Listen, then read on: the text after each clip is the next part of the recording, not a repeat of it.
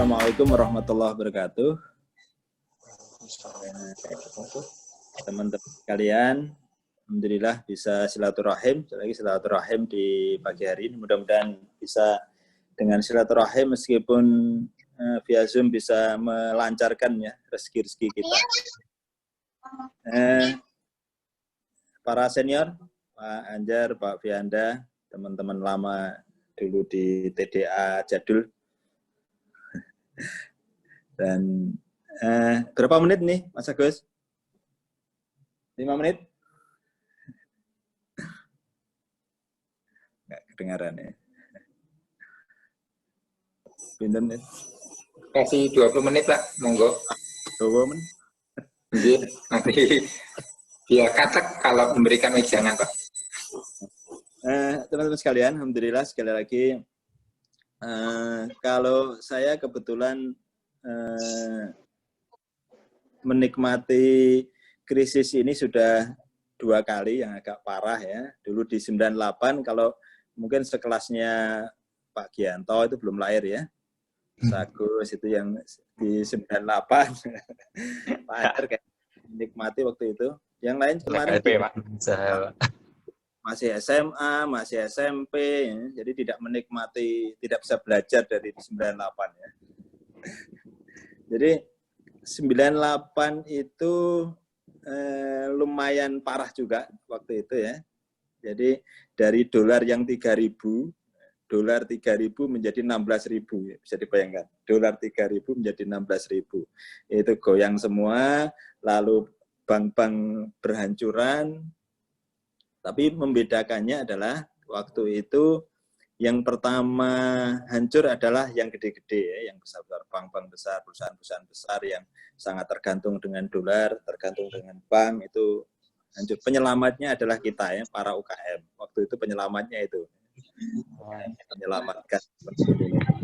Jadi kita pernah berjasa waktu itu ya, UKM. Nah, sekarang bedanya, kalau sekarang ini yang hancur duluan, UKM duluan.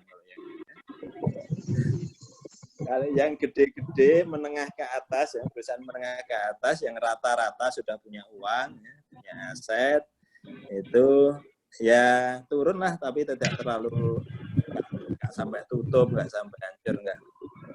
Itu kebanyakan begitu. Tetapi UKM ya, yang langsung bersentuhan dengan masyarakat, itu yang banyak bergelimpangan ya. Ya, itu kelasnya kita ya, kelasnya TDA ini yang sangat rentan dengan krisis seperti ini. Ini yang dan 98 waktu itu, makanya ini belajar dari kasus itu ya, kasus di 98 itu akhirnya sampai suku bunga bank itu di atas 50%. Kita bayangkan kalau yang punya hutang di bank waktu itu ya nggak bisa bayar, dolar juga sedemikian. Sehingga waktu itu kalau di dunia peternakan, karena waktu itu saya di dunia peternakan, bagaimana kita bisa berselancar di atas gelombang itu ya yang penting. Sehingga waktu itu saya juga termasuk yang diuntungkan, meskipun di dunia peternakan hancur semua. Jadi harga pakan bisa naik, itu kayak sekarang ini ya, ayam-ayam dilepas di jalanan ya, karena udah nggak laku lagi dijual, harga pakannya naik sangat besar, sehingga peternakan hancur semua. Kalau saya waktu itu beruntung, kan orang kalau makan ayam itu seadanya, tidak lagi ambil di pabrik, tetapi ambil pakan-pakan bikinan kampung yang mungkin tidak terlalu bagus, nggak masalah, yang penting ayamnya hidup. Dan saya jualan itu waktu itu. Sehingga pertama kali pengantin baru bisa beli TV ya waktu itu. Krisis, yang lainnya jual TV, saya beli TV ya. Waktu itu ya. Ini ya pengalaman di krisis 98. Sehingga selalu saya berpikir berhati-hati ya. Suatu saat krisis itu pasti akan berulang lagi. Ini sejarah itu bukan linier ya. Sejarah itu seperti roda ya. Roda itu akan berulang terus. Ya, bersyukur kalau saya misalnya menemui beberapa kali gelombang seperti ini ya. Sehingga tidak kaget begitu memasuki suasana krisis seperti ini, nggak terlalu kaget, sehingga antisipasinya bisa lebih cepat. Ini yang pengalaman bagi yang jadul-jadul ya, yang 98 sempat menikmati krisis yang luar biasa berat juga. Tetapi kalau krisis waktu itu hanya menimpa kebanyakan adalah di negara-negara berkembang. Negara berkembang yang punya utang banyak di Amerika ya, karena memang krisis itu yang bikin sana ya. Kita punya utang besar di Amerika dengan dolar dan akhirnya harga dolar naik dan kita nggak bisa bayar. IMF turun dan begitulah seterusnya sampai Pak Harto turun juga. Nggak tahu ini bisa menurunkan enggak ini yang krisis ini ya. Di waktu itu akhirnya bisa menurunkan Pak Harto waktu itu. Itu yang pengalaman masa lalu yang bisa jadi pengalaman. Lalu di saat ini gimana kita di kondisi seperti ini? Memang ada sebagian besarnya itu adalah terdampak secara langsung. Mungkin kita sendiri merasakan sebagian yang terdampak secara langsung. Yang langsung tutup, yang terkait dengan wisata, yang terkait dengan travel, haji umroh, dan banyak sekali yang retail-retail, yang warung-warung dan lain sebagainya, banyak sekali yang ini terdampak secara langsung. Lalu ada yang terancam ya, terancam itu bisa kena bisa enggak, dan yang mungkin yang aman. Waktu itu kalau saya begitu masuki krisis di 2-3 bulan yang lalu, saya mengkategorikan bisnis saya ini termasuk yang bisnis yang terancam masalah. Terancam itu kalau misalnya dolar tidak terkendali, itu otomatis sekarang bahan baku hampir semuanya import dari Cina, import bahan bakunya, kan nggak ada yang lainnya. Ini yang dolar yang berpengaruh. Lalu yang kedua, komoditi akhir yang harga telur, harga daging, itu begitu itu anjlok, maka masalah lah di bisnis saya. Sempat deg-degan waktu itu harga daging, harga ayam di kandang sempat di bawah 10.000. Itu deg-degan juga sebentar, akhirnya naik lagi. Harga telur juga demikian, sempat banting-bantingan, tapi alhamdulillah berlangsung hanya 1-2 minggu saja. Dan akhirnya ya ini terancam, kita harus, makanya waktu itu kita meskipun samalah dengan yang lain, begitu masuk krisis itu panik itu semuanya lah. Saya juga paniknya dalam artian ini termasuk bisnis yang terancam. Sehingga waktu itu tidak ada rumus lain kecuali kita menyelamatkan cash dan lain-lain itu yang sehingga bangunan pabrik yang berjalan waktu itu pekerjanya 15 kita potong menjadi 7 orang ya. Pokoknya jalan aja lah 7 orang dulu. Nggak usah banyak-banyak. Lalu sales kita kumpulkan untuk kita yang karena di bisnis saya terancamnya itu karena kita bayar tunda. Jadi kalau beli obat ke saya itu mayoritas adalah bayar tunda 2-3 bulan. 3 bulan mayoritas 3 bulan. Ini yang bahaya. Nanti omset keluar, uang nggak masuk. Jadi uang kita bisa keluar banyak, omsetnya besar, tapi kalau peternakannya ya di hulunya itu masalah, nanti nggak akan bayar juga ke saya. Sehingga kita kumpulkan, fokusnya tidak jualan, tetapi fokusnya adalah di penagihan. Sehingga memperpendek pembayaran. Dari 3 bulan digeser ke 2 bulan, ya, apapun yang terjadi. Ya. Tidak konsen di pemasaran, tetapi pasarnya butuh sekali. Waktu itu sempat bisa jual cash ya. Di awal ketika booming-boomingnya desinfektan itu kita kesulitan bukan bahan baku, bukan pasar, tapi kesulitan botol gitu ya. Wah, nyari botol kemana-mana habis semua, pabrik botol. Akhirnya menemukan pabrik botol yang biasanya saya lewat supplier, distributor, akhirnya bisa langsung ke pabrik juga karena semua pabrik nyari di Google, semua pabrik saya hubungi dan alhamdulillah ada pabrik botol ya, sehingga kita waktu itu ngejar boomingnya ya, booming desinfektan, dan itulah yang menyelamatkan karena waktu itu kalau desinfektan kalau jual ke RT, jual ke anut kan tunai ya, tunai semua ya. Jadi waktu itu di beberapa Pemda ya, di Makassar, di Lampung, itu beli ribuan liter, ya, itu yang harus disiapkan, dan cash. Ya. Lalu di daerah-daerah sini, di sekitar Kediri, Jawa Timur juga cukup lumayan. Ini yang menyelamatkan juga di desinfektan. Ketika kita waktu itu senjatanya botol, begitu kita punya botol berarti bisa jualan. Ya, begitu punya botol, bahan baku juga ada dan akhirnya bisa. Ini sekarang mulai tren normal ini, normal. Jadi harga desinfektan juga sudah normal. Waktu itu saya jual 60-70 ribu, sekarang kembali lagi ke harga normal ya, sekitar 40-50. Ini yang waktu itu bisa menyelamatkan. Lalu begitu nada-nadanya pemerintah kompromi ya, berdamai dengan corona.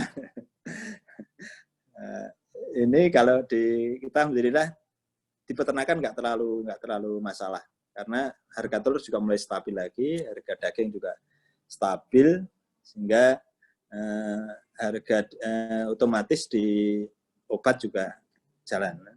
Sehingga kita nunggu setelah hari raya. Setelah hari raya ini kalau masih stabil juga kondisinya, maka kita lanjutkan ya. Kita lanjutkan lagi proses pembangunan pabrik dan lain-lain. Ini yang kita lakukan. Jadi kalau di kita semua perenungan ya, begitu di kondisi seperti ini bisa merenungkan ya tentang bisnis kita masing-masing. Saya juga begitu. Ada beberapa keputusan yang harus dilakukan. Yang pertama terkait dengan saving ya.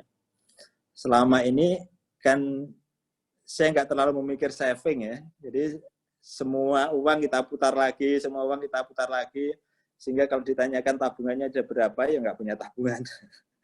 Nggak punya uangnya gaji itulah. Sehingga kita memutuskan dari margin setiap bulan itu nanti setelah ini kita harus ambil sekitar 20%, 25% itu kita saving ya, kita saving dengan sesuatu yang liquid juga. Syukur kalau kita deg-degan juga kalau buka usaha baru di bidang yang berbeda, apakah nanti juga terdampak tidak. Yang pasti kita harus punya tabungan. Makanya istilahnya mantap ya, makan tabungan. Ini kalau nggak ada tabungan ya susah juga kondisi seperti ini. Sehingga ketika nanti kondisi seperti ini muncul, itu kita bisa mempertahankan diri ya. Kita bisa menghitung-hitung kira-kira perusahaan ini bisa hidup dalam berapa bulan ke depan. Kemarin juga gitu, kita bicarakan dengan bagian keuangan, ternyata kita masih bisa cash, bukan tabungan ya, cash perusahaan itu bisa bertahan sampai 5 bulan ke depan. Kalau seandainya berhenti mandat, itu masih bisa bertahan 5-6 bulan ke depan. Itu untuk bernafas ya. Itulah nanti yang diirit dari situ. Saving ini yang perlu, kalau sekarang punya uang, punya penghasilan dari bisnis kita, kemarin ini tolong ada si savingnya, harus ada juga di saving. Saving itu untuk jaga-jaga ketika kondisi seperti ini kita bisa hidup. Ini yang jadi pelajaran juga. Saya juga selama ini nggak pernah punya saving ya, semuanya diputar begitu aja, kita putar lagi begitu seterusnya. Lalu yang kedua yang perlu kita juga hati-hati juga, karena kalau kondisi seperti ini, pivot misalnya ya, atau bikin usaha baru, itu juga tidak sederhana, tidak gampang, karena di kondisi normal saja kita memulai bisnis juga sulit. Tetapi ada kekuatan ya, kalau di seperti ini adalah the power of kepepet ya. Kalau kepepet itu kita biasanya bisa ada adrenalinnya ya, untuk bisa melakukan sesuatu. Karena hampir semuanya, kalau misalnya sekarang lagi rame frozen food, ya, semuanya juga jualan frozen food ya. Tetapi ya itu harus kita lakukan juga ketika memang bisnis kita sudah tidak jalan sama sekali ya. Kita harus mencoba memperpanjang usia, mempanjang umur bisnis kita. Sambil yang lama ini, kalau saya sarankan yang lama ini kalau memangnya sudah jalan, selama ini kondisi normal sudah jalan, jangan sampai ditutup ya. Tetap berjalan, tetapi mungkin dengan sedikit saja, karyawannya tinggal sedikit, tetapi tetap jalan. Waktu itu juga gitu di 98 itu kalau di peternakan, kalau peternakannya habis, waktu itu dijual semuanya, maka sudah nggak bisa berdiri, tidak bisa hidup lagi, karena semuanya harga sudah berubah semuanya, nggak bisa lagi untuk pulaan, nggak bisa. Makanya, tetapi yang tertinggal, kalau misalnya dulu ayamnya 10.000 tinggal 1.000, maka langsung pada saat itu langsung naik menjadi 10.000, 100.000, lipatannya luar biasa. Maka dari itu, yang bisnis kita yang lama ini, yang mungkin bermasalah ini, kalau saya sarankan, jangan ditutup, tetapi dihidupkan, tetapi ala kadarnya, sambil kita nyari cash untuk bisa hidup. Nanti setelah pandemi, insya Allah, kita bisa melejit lagi dengan, karena ini kadang bisnis kita yang lama ini sudah kita tekuni lama, bertahun-tahun, yang hanya saja waktu ini kita terkena dampak, sehingga sulit untuk bisa bergerak. Kalau toh kita harus mencari ganti sementara, atau boleh jadi ganti sementara ini juga bisa jadi utama nanti akhirnya karena kita menemukan sesuatu yang bagus ya di bisnis yang baru yang terpaksa ini. Karena memang salah satu kesuksesan bisnis kita kan karena terpaksa juga. Ini yang dilakukan. Yang ketiga termasuk kita berpikir ulang itu terkait mengevaluasi, termasuk juga memikirkan kira-kira tren bisnis kita ke depan itu seperti apa, trennya seperti apa, tren cara perilaku pembeli, lalu kondisi yang lain-lain. Sehingga kalau saya karena saya selama ini offline sehingga habis hari raya kita harus buka divisi DM-nya ya di digital marketing, di dunia peternakan juga belum terlalu banyak karena sudah terbiasa nyaman dengan offline ya dengan canvassing. Ini yang sehingga nanti harus buka digital marketing, lalu channel YouTube terkait peternakan juga tidak banyak, sehingga nanti habis ini kita harus bikin tim juga untuk YouTube terkait dengan peternakan. Itu yang kita lakukan ya, kita pikirkan ke depannya seperti itu. Sebaliknya juga demikian, yang terlalu mengandalkan online ya, yang terlalu mengandalkan online juga juga yang canvassing ya. Kalau misalnya Wahyu Kubah ya, terus yang lainnya Raga, dan lainnya yang banyak ke online sehingga pasarnya di seluruh Indonesia di mana-mana, tetapi tidak dikenal di daerahnya, ya. Tidak dikenal di Jawa Timur. Ya. Begitu bandara tutup, ya udah nggak bisa pergi kemana-mana, pekerjaan nggak bisa dilakukan, sehingga nyasar yang lokal-lokal. Yang lokal-lokal yang menghidupi. Ya. Makanya mungkin berpikir juga yang selama ini full online juga perlu juga canvassing ya, yang offline.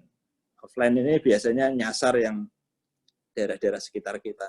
Kita seringkali terkenal di dunia, di Indonesia di mana-mana terkenal, tetapi di daerahnya sendiri nggak dikenal ya.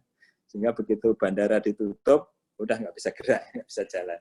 Ini evaluasi semuanya di bisnis kita masing-masing, termasuk bagi yang kelas menengah, kalau saya nyarankan terkait dengan pembukaan usaha-usaha baru itu yang kalau saya nyarankan bisnis yang terkait dengan bisnis utama atau saling support di bisnis utama ya, tidak yang sama sekali berdiri sendiri di awal-awal ya. Kalau saya setuju gitu. Misalnya kalau saya beberapa bulan lalu bikin namanya Kreativa itu yang memasok packaging, sablon, terus desain itu di pabrik. Itu akhirnya kita pisah menjadi divisi, menjadi usaha baru yang memasok ke pabrik kita, ke bisnis kita utama. Sehingga lumayan lah bisa yang selama ini kita pesan keluar, akhirnya bisa bikin divisi baru, dan mudah-mudahan setelah ini kita bikin lebih kuat lagi untuk bisa jual keluar ya, jual kemasan, jual sablon itu ke luar. Ini yang ngembang keluar, ke dalam sudah hidup dari dalam sehingga kita bisa membayari.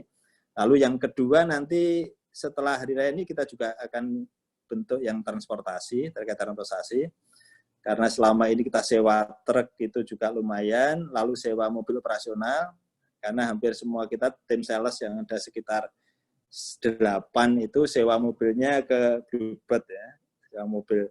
Lumayan juga kalau misalnya kita bisa transportasi ya, jadi usaha baru, PT baru yang menyewakan mobil di perusahaan utama, siapa lagi, ditambah lagi nanti kalau misalnya Pak Anjar mau mobil nggak usah beli, sewa aja ke kita, Wahyu dan yang lainnya, nggak usah beli mobil, ternyata murah sewa ya, lebih aman sewa daripada beli.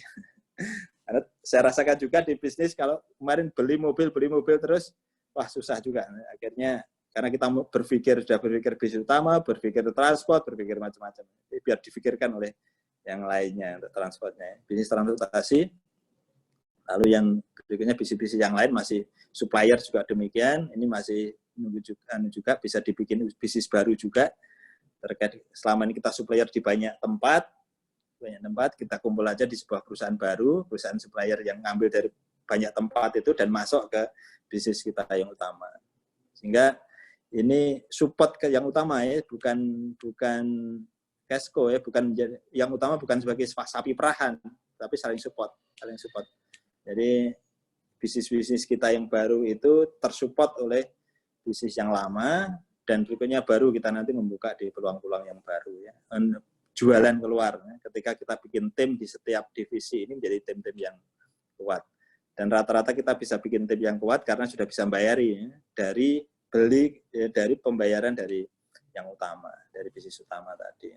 Ini yang saya lakukan ya, karena pebisnis jadul ya, pebisnis yang konven yang tidak terlalu berani ya. Jadi kita nggak akrobat ya, nggak terlalu berani, sehingga hati-hati sekali ya natanya ya, karena pebisnis jadul ya, bukan kalau anak-anak muda nggak apa-apa, kayak masih seusia Fikri, seusia Bagas itu agak akrobat nggak apa-apa ya, masih nggak ada yang nangisi ya, jadi nggak di belakangnya nggak ada. Ini aman-aman. Itu belakangnya udah banyak sekali ya, istri, anak-anak, dan kalian udah banyak, sehingga akrobatnya harus dihati-hati ya. Ini yang kita lakukan, termasuk sekali lagi yang paling berat juga di kondisi seperti ini adalah perusahaan-perusahaan yang utangnya banyak. Ya alhamdulillah saja kita utangnya nggak terlalu banyak, ya punya utang lah. Diperbanyak utang di supplier, sehingga berat-beratnya kondisi kalau misalnya utang ke bank itu nggak terlalu banyak, atau sesuai kaidah bahwa kaidah bisnis itu, kaidah keamanan bisnis itu kan misalnya maksimal cicilan itu adalah 1/3 atau 1/4-nya dari penghasilan, itu kan masih aman-aman saja. Tapi memang di kondisi seperti ini, ketika kita hutang kita ke bank itu nggak terlalu besar, insya Allah masih aman, masih bisa hidup lah, masih kondisi seperti apapun. Ini yang masih aman ya. Itu mungkin Mas Agus sharing saya. Jadi alhamdulillah di bisnis saya sementara ini terancam, tetapi masih ancamannya masih belum terlalu, kayaknya nggak jadi terancam kayaknya ini. Kayaknya masih kalau kondisi bisnis membaik ya, insya Allah kita masih baik juga ya. Yang pasti sekali lagi saving ya, keamanan di bisnis kita harus kita jaga ya. Makin besar bisnis kita, maka semakin berbahaya ya. Kita harus juga hati-hati ya. Itu mungkin dari saya, terima kasih banyak, mudah-mudahan ada manfaatnya. Assalamualaikum warahmatullahi wabarakatuh.